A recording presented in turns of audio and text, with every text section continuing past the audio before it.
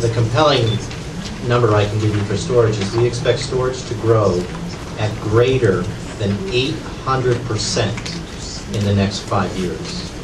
That's an astounding statistic. On the server side of the equation, we expect to see the continued decline of Unix in favor of growth in Windows and in Linux operating systems. But the big thing I'm here to talk about today is mobility. Mobility is a remarkable thing. There are over 3 billion cell phones in the world today when compared to approximately 1.4 billion PCs in the world today. If you're to look at today, if I had to go to lunch right now, I'm new in town, I don't speak the language, but I can use my cell phone to find a good place for lunch because it has all the capabilities of being able to communicate, of location, of understanding where I am, and then the ability to search for the things that I would be looking for, and using some of the things that Casio did, for example, by talking about social media, and be able to determine what people like for the restaurants here as well. These smartphones are remarkable, and they're even more remarkable when we look at it in the youth today. University-aged people and younger will communicate using a cell phone and use texting 98.4% of the time and use the phone only 1.6% of the time. I'm not sure why we call them phones anymore, because they're actually used for everything else. The implications of mobile technology are quite remarkable, and the growth in terms of what Gartner sees is just off the charts. Gartner as a company is growing quite healthily, and the analyst workload in general is up about 18% year over year. The mobility work is up 35% above that 18%. It's a remarkable thing, and it permeates everything. So Casio, for example, talked about social media. Well, I could use my cell phone right now and check in on my Facebook account.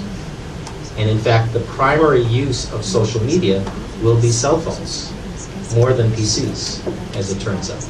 The information that we'll want to access, while we're not going to put big data on the cell phone, our access to the analysis that results of that big data are going to be as much on our cell phone as anything else.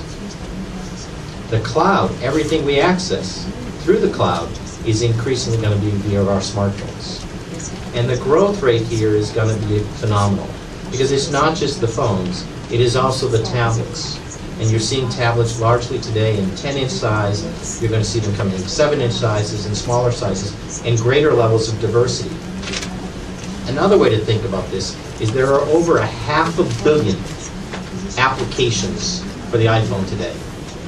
And there's well over 100,000 applications on the Android phones today, and growing very, very rapidly. The back-end requirements here are phenomenal. So while we will consume and look at the analysis of big data, the fact that it knows that I'm right here, right now, is actually creating big data. So all the location data is also being driven off of our cell phone use. All of our social media access via this is driving more data, because social media generates tremendous amounts of data. Facebook, as an example, will generate as many as 70,000 photographs being uploaded to Facebook in a single minute.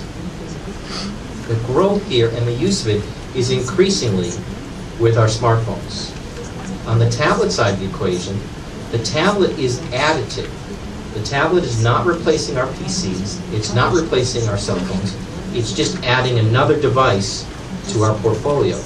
The more we add, the greater complexity goes up, the greater the management costs go up, the greater the pressures on our data center goes up, and the management headache does not go away.